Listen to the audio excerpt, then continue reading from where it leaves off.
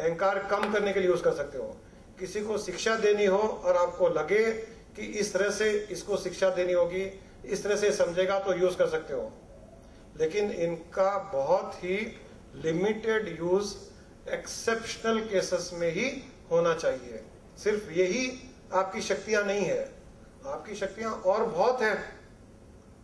तो ये न देखिए कि इन चीजों में हमारी शक्तियां कहीं डिमिनिश तो नहीं हो जा रही है, कहीं खत्म तो नहीं हो जा रही है।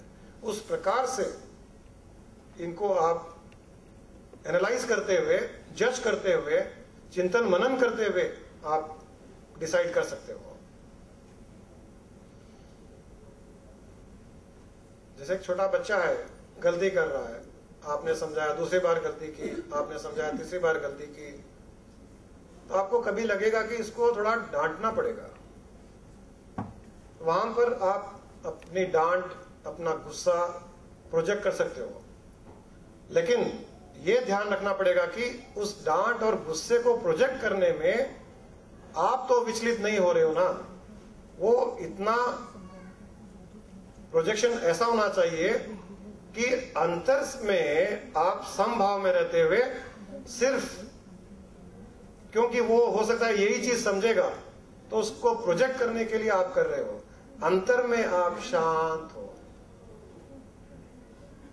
इस प्रकार से जब आप अपने आप को और आपकी एक्टिविटीज को, क्रियाओं को, सोच विचार को अलग करते जाओगे, तो आपकी शक्ति बढ़ेगी, कम नहीं होगी।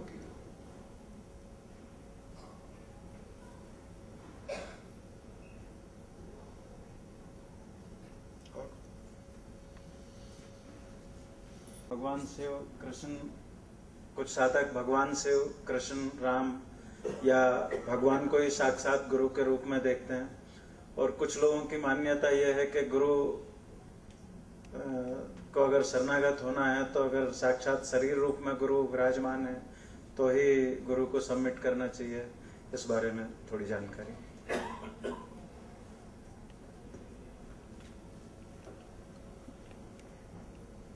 वो ब्रह्मा, विष्णु, महेश, राम, कृष्ण, साईं बाबा, वेंकटेश्वर, जो कोई भी हो,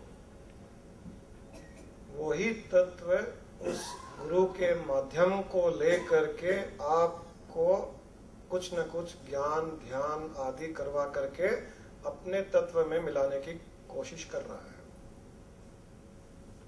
उसके बिना हर एक के लिए संभव नहीं है, पॉसिबल नहीं है। सिर्फ आप किसी की पूजा पाठ करोगे, शुद्ध मन से, भक्ति से जब आप पूजा पाठ करते हो, तो वो जो शक्ति जिस समय भी राम थे और उनकी शक्तियां सृष्टि में है, जिस समय कृष्ण थे उनकी शक्तियां सृष्टि में है, जिस समय काली माता थी अब उनकी शक्तियां सृष्टि में है, जब आप उनकी पूजा करते हो शुद्ध भाव से, शुद्ध मन से, तो आप उन शक्तियों से जुड़ जाते हो। जुड़ने के कारण वो ही शक्तियां आपको किसी न किसी गुरु के पास ले जाती है। तो ये जो गुरु माध्यम बन रहा है वो भी उसी का रिजल्ट है, उसे अलग मत समझिए उसको।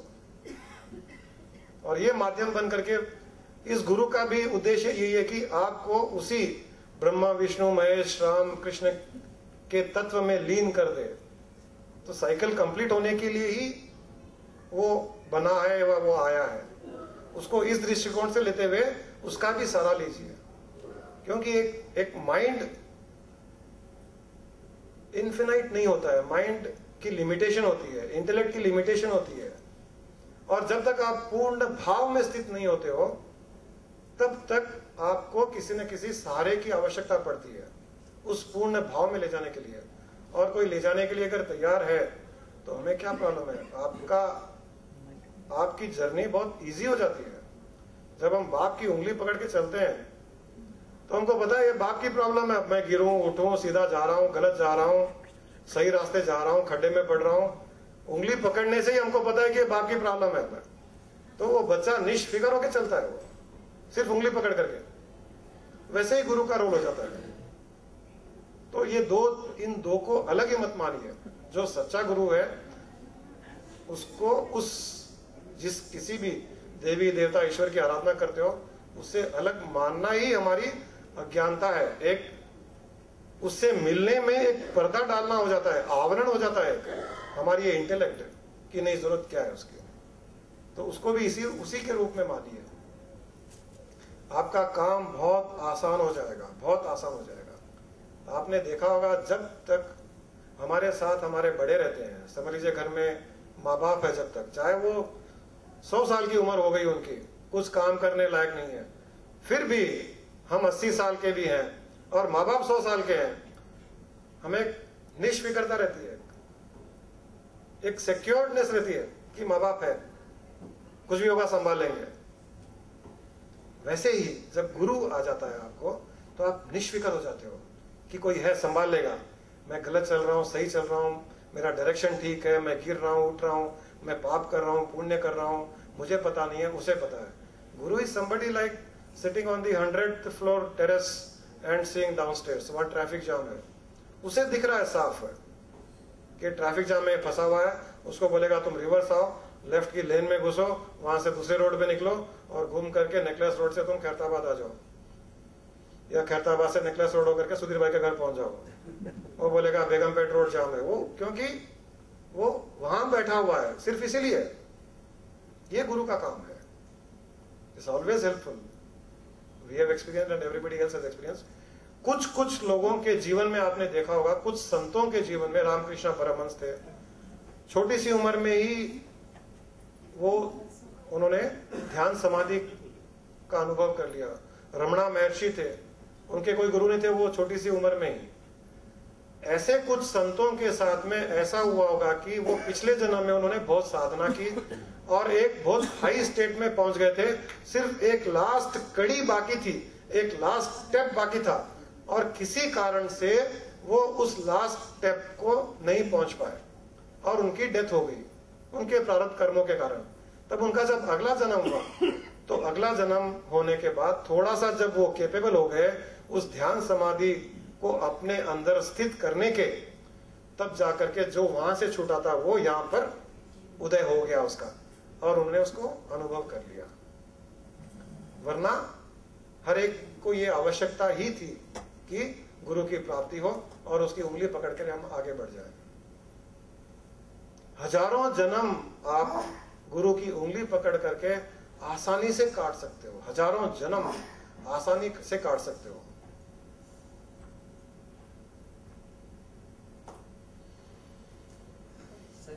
संचित कर्म जो रहते हैं वो कैसे?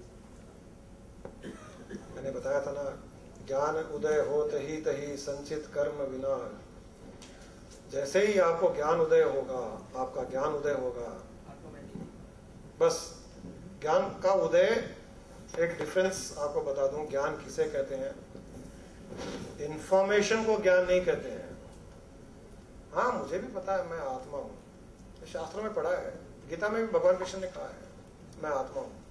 ये ज्ञान नहीं है, ये जानकारी है, नॉलेज है, इंफॉर्मेशन है। जिस समय आपने उसका अनुभव किया, एक क्षण के लिए भी किया होगा, तो कहा जाता है कि ज्ञान हुआ, आपको ज्ञान का उदय हुआ। सो information is not enough, knowledge is not enough. जानकारी बस नहीं है उसके लिए, जानकारी दी जाती है, हम लेते हैं, अब उसका अनुभव करना है हमें। इसलिए जितने वेद पंडित होते हैं, आप कंठस्थ याद है पूरे चारों वेद, 1 लाख श्रुतियां उनकी पूरी कंठस्थ याद है, कट कट कट कट बोलते जाएंगे। उनको पूछिए भाई आप कौन हो, बोले मैं आत्मा हूं। ये तो शास्त्रों में दिया हुआ है, कोट भी करेंगे, लेकिन उन्हें हो सकता है उसका अनुभव नहीं किया होगा।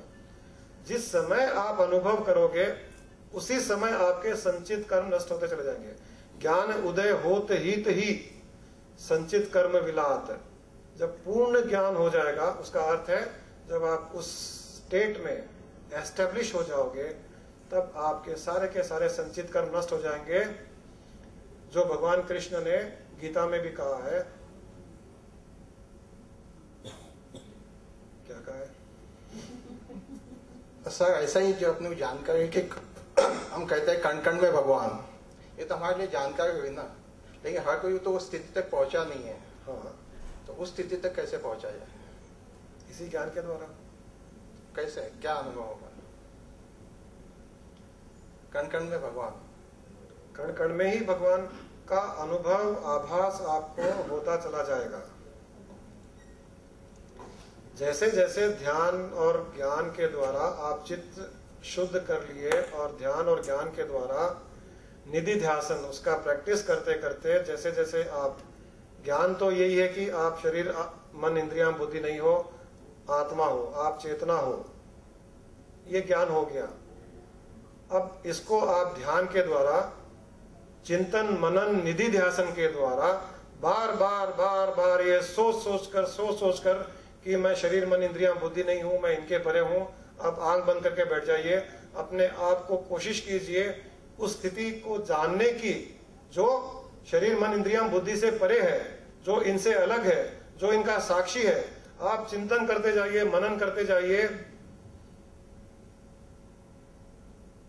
कुछ समय के पश्चात आपको एक अनुभव होगा, आप अपने आप को इससे अलग अनुभव कर लोगे। कई लोगों ने किया है, और एक बार अनुभव कर लिया फिर उसको पकड़ लीजिए और उसकी प्रैक्टिस बढ़ाते जाइए। जैसे जैसे उसकी प्रैक्टिस बढ़ती जाएगी आपका अनुभव लंबा होता चला जाएगा। पहले हो सकता है कि 1 क्षण के लिए होगा, फिर हो सकता है कि 5 मिनट के लिए होगा, फिर 1 घंटे के लिए होगा, फिर 4 घंटे के लिए होगा, फिर 24 घंटे रहने लग जाएगा। वो जैसे वो 24 घंटे रहने लग जाएगा फिर इस प्रश्न के उत्तर की आवश्यकता नहीं पड़ेगी। आप कण कण में उसी को देखोगे। उसकी जानकारी, ज्ञान का आधार ये है कि सृष्टि में जो कुछ है, जो दिख रहा है, जो नहीं दिख रहा है, जो परोक्ष है, जो अपरोक्ष है, जो स्थूल है, जो सूक्ष्म है, हर चीज वो उसी ब्रह्म से उत्पन्न हुई उसी का रूपांतरण हुआ है। वो ही एक डिफरेंट स्टेट में है। जो निराकार निर्गुण सर्वव्यापक ब्रह्म है, जो प्योर कॉन्शियसनेस है, ओमनी प्रेजेंट है, उसी के अंदर मॉडिफिकेशन होकर के उसी का सूक्ष्म से स्थूल में रूपांतरण हुआ है। अब जब ये जानकारी हो गई और इस ज्ञान में अगर स्थित हो गए तो आपको उत्तर मिल जाएगा कि कण कण में ईश्वर है। हम ईश्वर भगवान उसी को कहते हैं, जो निराकार सर्वव्यापक है उसी को ईश्वर भगवान कहते हैं। जब हर चीज वो ही है, उससे अलग है ही नहीं, तो फिर बताइए कि आपको और कोई एक्सप्लेनेशन की जरूरत होगी कि कण कण में भगवान है? नहीं होगी। तो जब वो आप स्थिति का अनुभव कर लोगे तो अपने आप इसका उत्तर मिल जाएगा। उसकी जानकारी ये है कि हर चीज वो ही है, उससे अलग नहीं है।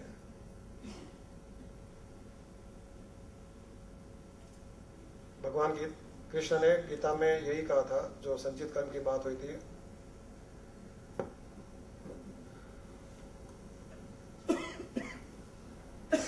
ज्ञानाग्नि ही सर्व कर्माणि भस्म सात कुरुते अर्जुना। भगवान कृष्ण ने कहा कि हे अर्जुन, ज्ञान की ही अग्नि सारे कर्मों को भस्म कर सकती है। जिस प्रकार हर तरह के ईंधन को अग्नि भस्म कर देती है। आप अग्नि में किसी भी प्रकार का ईंधन डालिए, उसमें लकड़ी डालिए, कोयला डालिए, कुछ भी डालिए, वो उसको भस्म कर देती है। इसी प्रकार हे अर्जुन, ज्ञान की अग्नि सारे संचित कर्मों को भस्म करने में सक्षम है, वो ही भस्म कर सकती है। और ज्ञान की अग्नि क्या है? ज्ञान की अग्नि यही है कि मैं मन इंद्रियां बुद्धि शरीर नहीं हूं, मैं इनसे परे आत्मा हूं, निराकार हूं, निर्गुण हूं। ये एक ज्ञान की अग्नि हुई। इससे उल्टी भी एक और ज्ञान की अग्नि हो सकती है। ये 2 तरीके हो सकते हैं।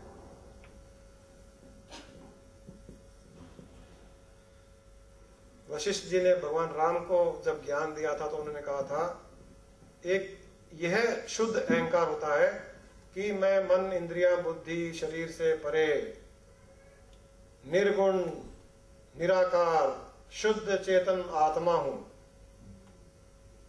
तो वहां पर उन्होंने नकार दिया कि ये शरीर मैं नहीं हूं, ये मन इंद्रियां बुद्धि मैं नहीं हूं, ये जो सोचता है, जो समझता है, जो खाता है, ये मैं नहीं हूं।